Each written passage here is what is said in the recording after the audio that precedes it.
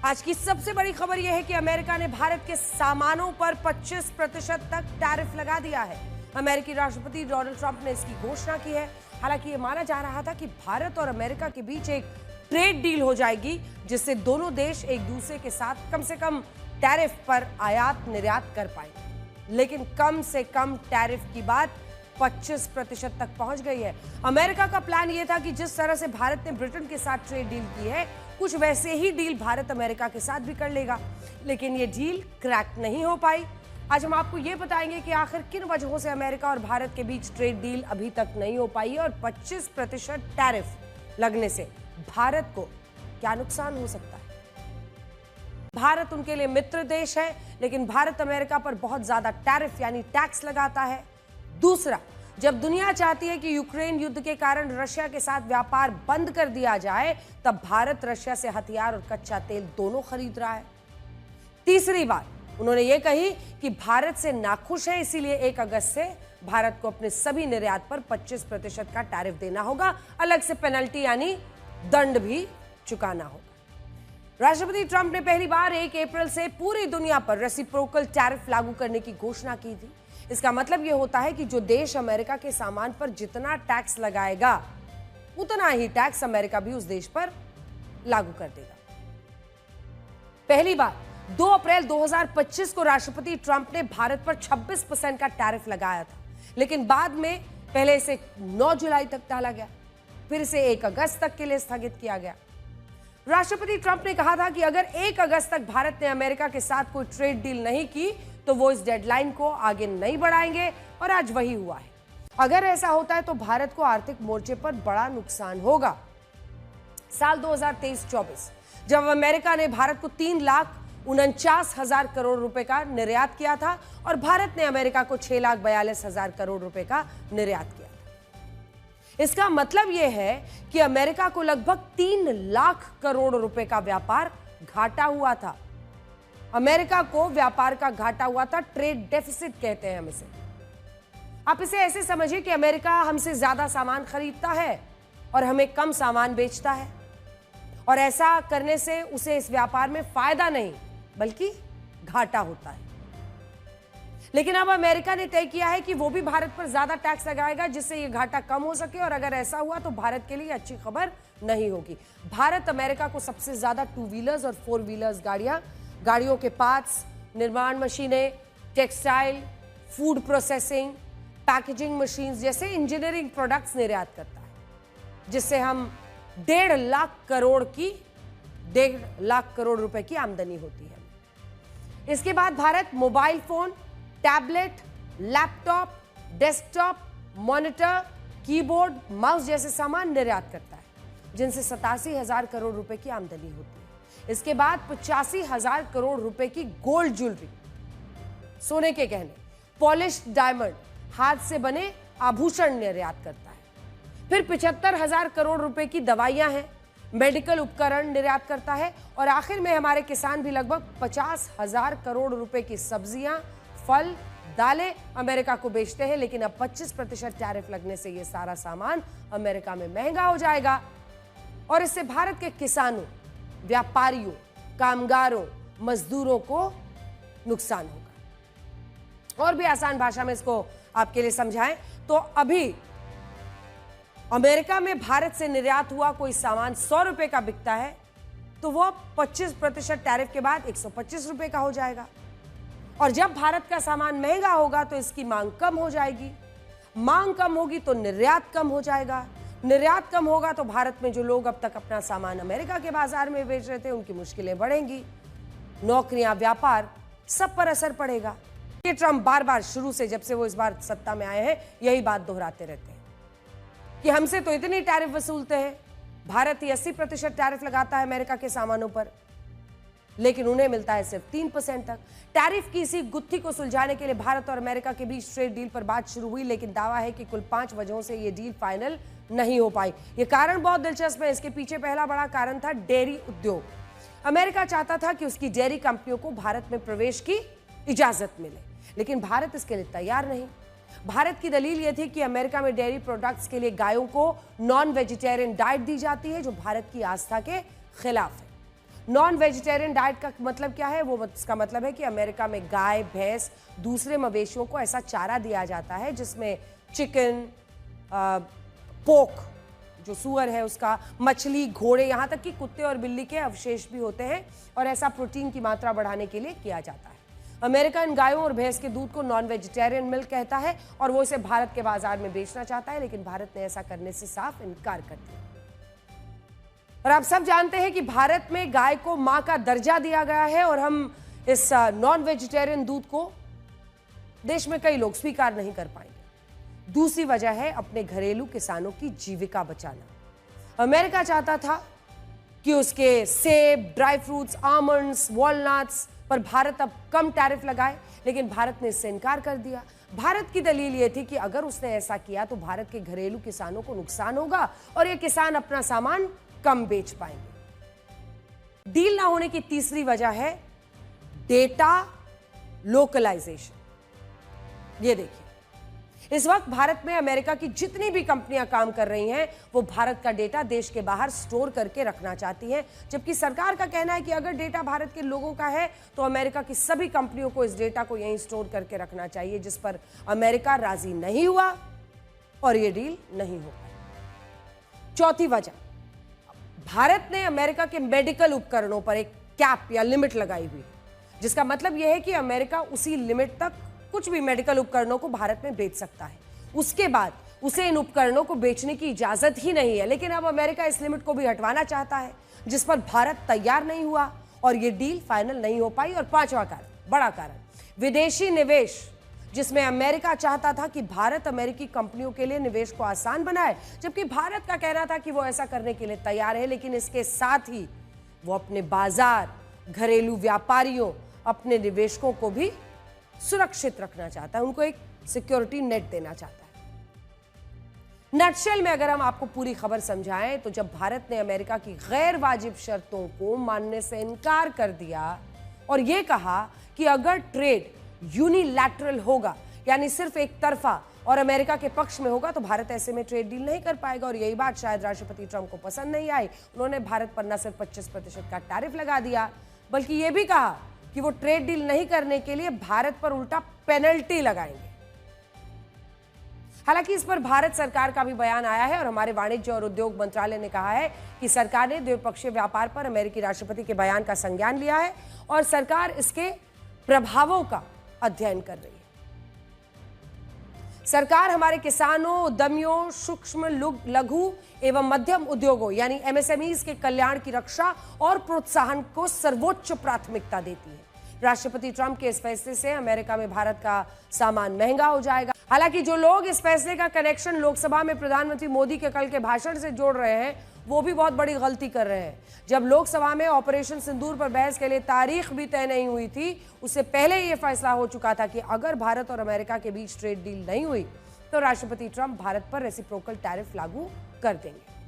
इसके अलावा ऑपरेशन सिंदूर के बाद 18 जून को जब G7 समिट से लौटते हुए प्रधानमंत्री मोदी और राष्ट्रपति ट्रंप की फोन पर बात हुई, तब भी प्रधानमंत्री मोदी ने राष्ट्रपति ट्रंप से यह कहा था कि भारत पाकिस्तान के सीज फायर में किसी तीसरे देश की भूमिका नहीं थी और यह जानकारी भारत के विदेश सचिव विक्रम मिस्री ने खुद भी दी। अगर नाराजगी की वजह यह होती तो इस हिसाब से राष्ट्रपति ट्रंप को 1.5 महीने पहले ही भारत पर टैरिफ लगा देना चाहिए था, लेकिन तब उन्होंने ऐसा नहीं किया। और इसीलिए नहीं किया क्योंकि इस मुद्दे का टैरिफ से कोई भी लेना देना है ही नहीं। टैरिफ और मध्यस्थता का मुद्दा अलग अलग है और ये बात हम इसलिए भी कह रहे हैं क्योंकि भारत अमेरिका के सामान पर जो टैरिफ लगाता है उस पर राष्ट्रपति ट्रंप को बहुत पहले से ऐतराज रहा है। वो सत्ता में आने के बाद से ही इस मुद्दे को हर देश के साथ उठा रहे हैं जहां पर भी उनको ट्रेड डेफिसिट दिख रहा है। आज से 6 साल पहले जब डोनाल्ड ट्रंप अपने पहले कार्यकाल में अमेरिका के राष्ट्रपति थे, तब उन्होंने भारत का जीएसपी रद्द कर दिया था। इसे जनरलाइज्ड सिस्टम ऑफ प्रेफरेंसेस भी कहते हैं, जिसके तहत अमेरिका ने भारत को यह सुविधा दी थी कि वो अपना ज्यादातर सामान बिना इंपोर्ट ड्यूटी और टैरिफ के अमेरिका में बेच सकता था ताकि उसका आर्थिक विकास तेजी से हो। ये एक तरह का वीआईपी पास था जिसमें हमें अमेरिका के बाजार में पहुंच बनाने में मदद मिली। लेकिन राष्ट्रपति ट्रंप ने 2019 में सुविधा को समाप्त कर दिया था और सोचिए तब तो मध्यस्थता की बात दूर दूर तक नहीं थी। आप खुद सुनिए कि जून में विदेश सचिव विक्रम मिस्री ने राष्ट्रपति ट्रंप के दावों पर क्या कहा था और कल भी प्रधानमंत्री मोदी ने वही बात लोकसभा में दोहराई। प्रधानमंत्री मोदी और राष्ट्रपति ट्रंप की मुलाकात G7 समिट की साइडलाइंस पर होनी तय थी। राष्ट्रपति ट्रंप को जल्दी वापस अमेरिका लौटना पड़ा, जिसके कारण ये मुलाकात नहीं हो पाई। इसके बाद राष्ट्रपति ट्रंप के आग्रह पर आज दोनों लीडर्स की फोन पर बात हुई। बातचीत लगभग 35 मिनट चली। 22 अप्रैल को पहलगाम आतंकी हमले के बाद राष्ट्रपति ट्रंप ने फोन पर प्रधानमंत्री मोदी को शोक संवेदना प्रकट की थी और आतंक के खिलाफ समर्थन व्यक्त किया था। उसके बाद दोनों लीडर्स की ये पहली बातचीत थी।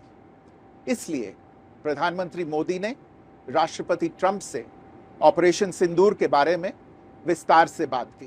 भारत के मुंहतोड़ जवाब के कारण पाकिस्तान को भारत से सैन्य कार्रवाई रोकने का आग्रह करना पड़ा।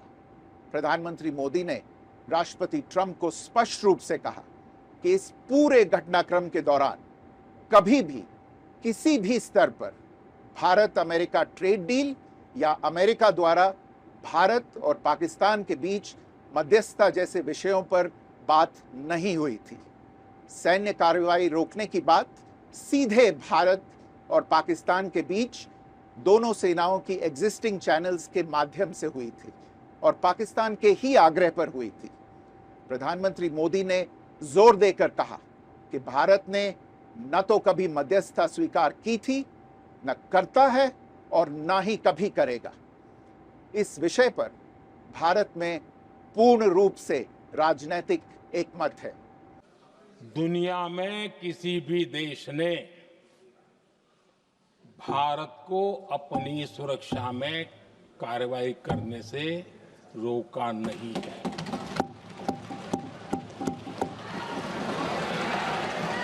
दुनिया के किसी भी नेता ने भारत के ऑपरेशन रोकने के लिए नहीं कहा। पिछले 3 दिनों में भारतीय सेना ने जम्मू कश्मीर में 5 आतंकियों को ढेर किया। इनमें ऑपरेशन महादेव में 3 आतंकी मारे गए जो 22 अप्रैल के पहलगाम हमले में शामिल थे। ऑपरेशन शिव शक्ति में कुल 2 आतंकी मारे गए जो पुंछ में लाइन ऑफ कंट्रोल के पास घुसपैठ की कोशिश कर रहे थे। होना तो यह चाहिए था कि हमारे देश के नेता इन आतंकियों के खात्मे का जश्न मनाते, लेकिन उनका ध्यान सिर्फ सेना के ऑपरेशन के नाम पर गया। ये नाम है ऑपरेशन महादेव और ऑपरेशन शिव शक्ति। विपक्ष के नेताओं को आपत्ति है कि ये नाम हिंदुओं को खुश करने के लिए रखे गए हैं। संजय राउत ने भी कहा है कि सरकार ने सेना की कार्रवाई का राजनीतिकरण किया है। बीजेपी अब सेना की मदद से हिंदुओं की राजनीति कर रही है। कांग्रेस, आम आदमी पार्टी, समाजवादी पार्टी के सांसदों ने भी इन नामों पर विरोध जताया है और उनका कहना है कि सेना के ऑपरेशन में हिंदू धर्म को लाना सही नहीं है, लेकिन सरकार और बीजेपी के नेता इसका बचाव करें।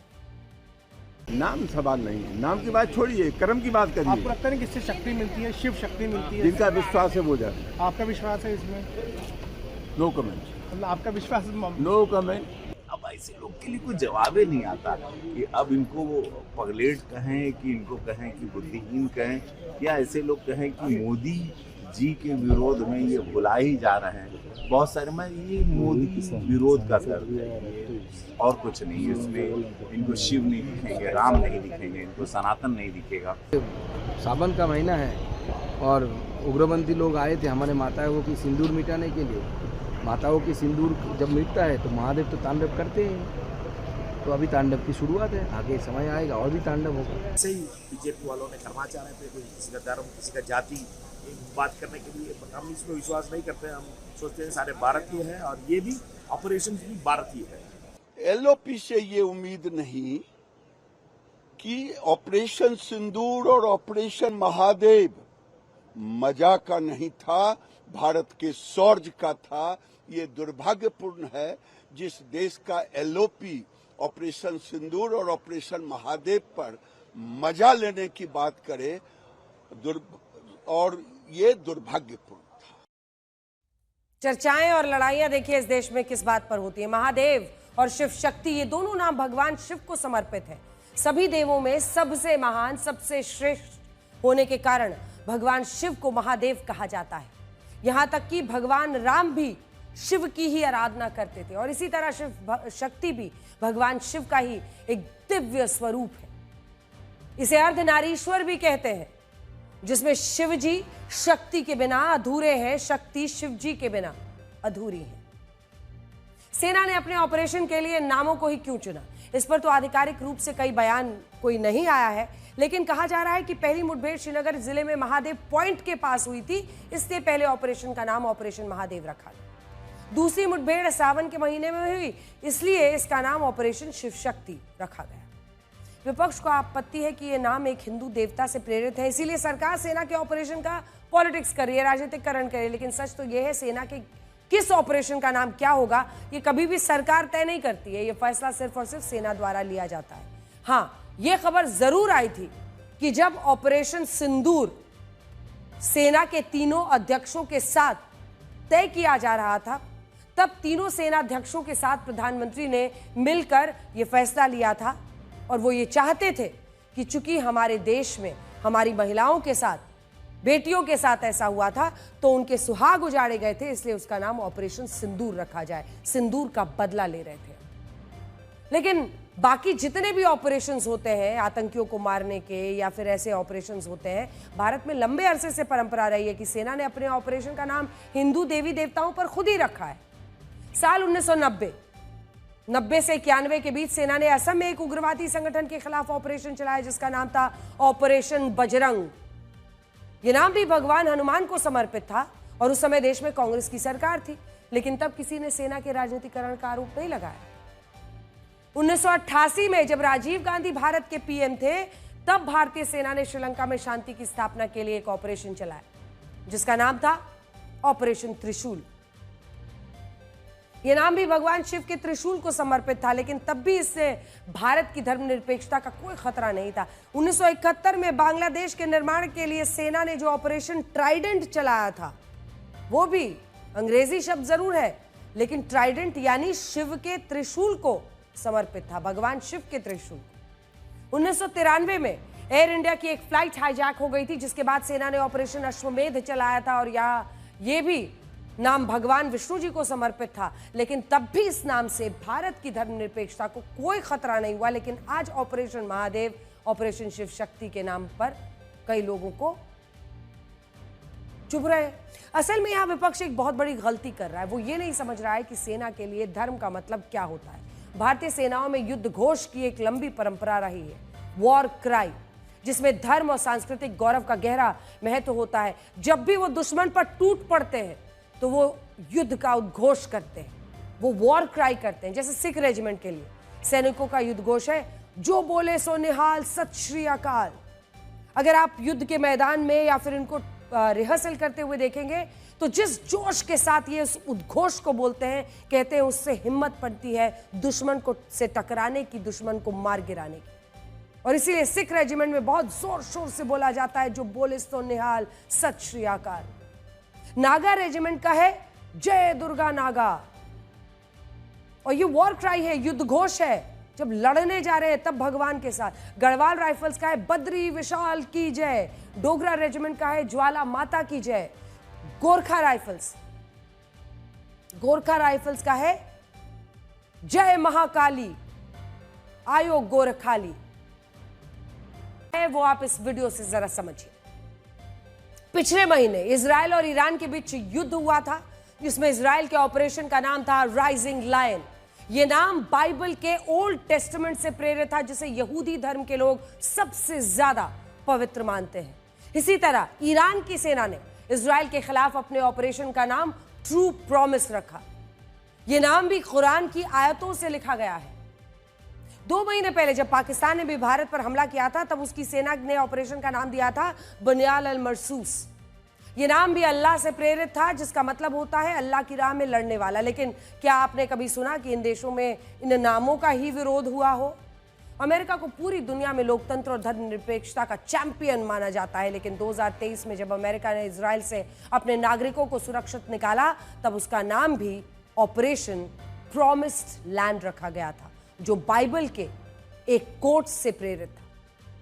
और आपको अमेरिका, ब्रिटेन, फ्रांस में ऐसे कई उदाहरण मिल जाएंगे जहां सैन्य ऑपरेशन के नाम बाइबल से प्रेरित थे, लेकिन ऐसा करने से इन देशों की धर्मनिरपेक्षता पर कोई खतरा नहीं आया। लेकिन हमारे देश में महादेव, शिव शक्ति से तुरंत भारत की धर्मनिरपेक्षता को खतरा हो जाता है। ऐसा इसलिए भी होता है क्योंकि हमारे देश में सिर्फ वोट बैंक के लिए राजनीति होने लगी है।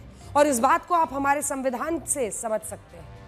संविधान के जिस भाग 3 में मौलिक अधिकारों का जिक्र है, उसमें रामायण के उस प्रसंग को अंकित किया गया है जिसमें भगवान श्री राम सीता और भाई लक्ष्मण के साथ अयोध्या लौटे थे। इसी तरह भारतीय संविधान, और इसीलिए ये तस्वीर भी हम लेकर आए हैं जो ओरिजिनल संविधान से है। ये देखिए, संविधान का जो चैप्टर है डायरेक्टिव प्रिंसिपल्स की बात करता है, उस पर महाभारत का वो प्रसंग अंकित है जिसमें युद्ध के दौरान भगवान श्री कृष्ण ने अर्जुन को उपदेश दिए थे और उनका कर्तव्य। ये वाला नीचे वाला हिस्सा देखिए, ये वाला हिस्सा। तो एक तरफ रामायण, एक तरफ महाभारत। संविधान की दुहाई देने वाले क्या इन पन्नों को नहीं देखते? इसके अलावा संविधान की मूल प्रति में भगवान गौतम बुद्ध, भगवान महावीर, राजा विक्रमादित्य, नालंदा विश्वविद्यालय, नटराज स्तुति, स्वास्तिक चिन्ह, अकबर दरबार, छत्रपति शिवाजी महाराज और गुरु गोविंद सिंह जी का चित्र अंकित है। और इन पर किसी को कोई आपत्ति नहीं। तब विपक्ष कहता कि सरकार भारत की संविधान की हत्या कर रही है, लेकिन ये तो मूल संविधान में है। हमारे देश में सबसे बड़ी समस्या यही है कि यहां धर्म की बात आते ही इसमें राजनीति आ जाती है। आज भी यही हो रहा है। आज एक तरफ विपक्ष के नेता हैं जो ये कह रहे हैं कि पहलगाम में मारे गए लोग भारतीय थे, और दूसरी तरफ है बीजेपी जो ये कह रही है कि इसमें मारे गए लोग हिंदू थे। ये राजनीति की दो विचारधाराएं हैं और आज आपको तय करना है कि आप कहां खड़े हैं। जिस प्रकार आतंकवादियों ने निर्दोष लोगों को उनका धर्म पूछ पूछ करके गोलियां मारी, ये क्रूरता की पराकाष्ठा थी। पहलगाम में जो नृशंस हत्या की गई निर्दोष नागरिकों की, धर्म पूछकर उनको मारा गया, इनके परिवार के सामने मारा गया। उन निर्दोष लोगों की जान, उनका धर्म पूछ कर लिया गया। यह अपने आप में अमानवीयता का सबसे कुत्सित और सबसे घृणित उदाहरण था। 26 बेटे, पति, पिता गुजर गए, उनमें से 25 भारतीय थे। ये गहरा सवाल है, जरा फुर्सत से इसके बारे में आप जरूर सोचिएगा और चर्चा कीजिएगा। शक्तिशाली भूकंप का विश्लेषण करेंगे जिसकी पूरी दुनिया में बात हो रही है। इस भूकंप का केंद्र रशिया के उस इलाके में था जिसे कामचाटका कहते हैं। रिक्टर स्केल पर इस भूकंप की तीव्रता 8.8 थी और ये दुनिया का छठा सबसे ताकतवर भूकंप था। इस भूकंप का केंद्र रशिया के जिस शहर में था उसका नाम है पेट्रोपाव्लोव्स्क कामचाटस्काय, और इस भूकंप का केंद्र जमीन से करीब 20 किलोमीटर नीचे था। और ये पूरा क्षेत्र एक प्रायद्वीप है, यानी समंदर के किनारे मौजूद है, और इसीलिए इस भूकंप ने सुनामी का खतरा पैदा कर दिया है। देखिए, इस प्रायद्वीप के अलग अलग तटीय क्षेत्र में सुनामी की 5 मीटर यानी करीब 16 फीट ऊंची लहरें उठी हैं। समंदर में 16 फीट ऊंची लहरें उठना कितना खतरनाक है, आप एक एआई वीडियो से जरा देख सकते हैं, समझ सकते हैं। 16 फीट तक उठना। अगर किसी तटीय इलाके में एक सामान्य घर हो जिसकी छत 10 फीट ऊंची है और छत पर एक 6 फीट की हाइट वाला व्यक्ति लहरों से बचने के लिए खड़ा हो, तो भी 5 मीटर ऊंची सुनामी की लहरें सब कुछ तबाह कर सकती हैं। इस सुनामी के बाद रशिया में कितनी तबाही हुई है ये फिलहाल साफ नहीं है, लेकिन 8.8 तीव्रता के भूकंप के बाद सुनामी का अलर्ट हर उस देश के लिए जारी कर दिया गया है जो इस समुद्री क्षेत्र से लगा हुआ है। ये समुद्री क्षेत्र मुख्य रूप से प्रशांत महासागर का है, और अगर आप इस नक्शे को देखेंगे तो रशिया के इस प्रायद्वीप से उठा सुनामी का खतरा जापान, अमेरिका का, अलास्का और हवाई, मेक्सिको, इन तमाम इलाकों में है। ये देखिए हम आपको दिखा रहे हैं जापान, और कई लोग अब चर्चा कर रहे हैं क्योंकि कुछ लोग थे जिन्होंने पहले भविष्यवाणी की थी, लेकिन ये जो स्थितियां बन रही हैं, क्योंकि देखिए अलास्का से उठा हुआ सुनामी का खतरा जापान हो, अमेरिका का अलास्का, हवाई, मेक्सिको, इन तमाम जगहों पर, हवाई उसके बाद आ जाइए मेक्सिको, मेक्सिको के बाद ये कोस्टा रिका, इन तमाम जगहों पर, कोस्टा रिका के बाद अल साल्वाडोर, और अल साल्वाडोर के बाद आप सीधे यहां पर पहुंच जाइए जापान, गुआम पहुंचे, और यहां से न्यूजीलैंड।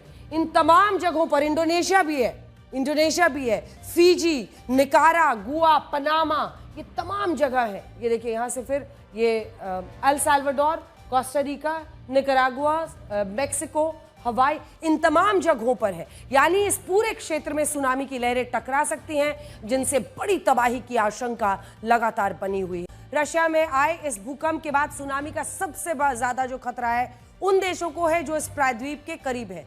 जापान के अलावा अमेरिका का जो हवाई और अलास्का शामिल है, ये सब हमने आपको दिखाया। सुनामी का अलर्ट भी इन तमाम इलाकों में जारी कर दिया गया है, असर दिखने लगा है।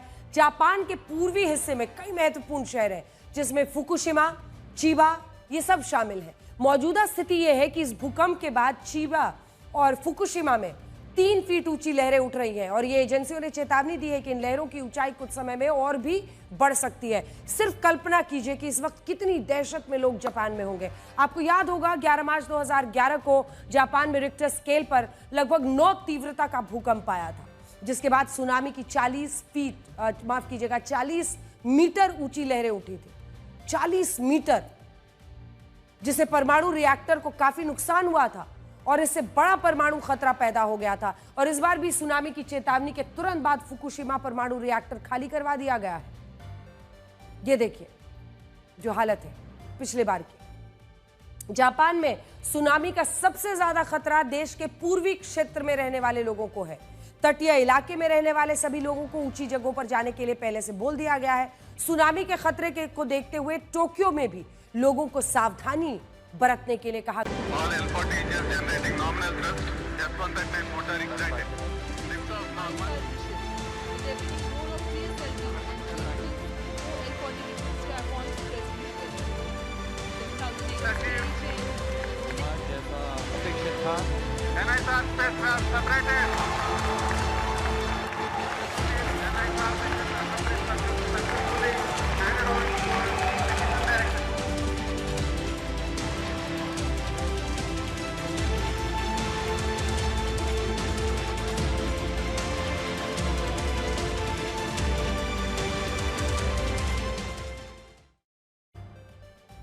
निसार एक डुअल फ्रीक्वेंसी वाला रडार सिस्टम सैटेलाइट है, जिसे पृथ्वी से 740 किलोमीटर की ऊंचाई पर स्थापित किया जाएगा।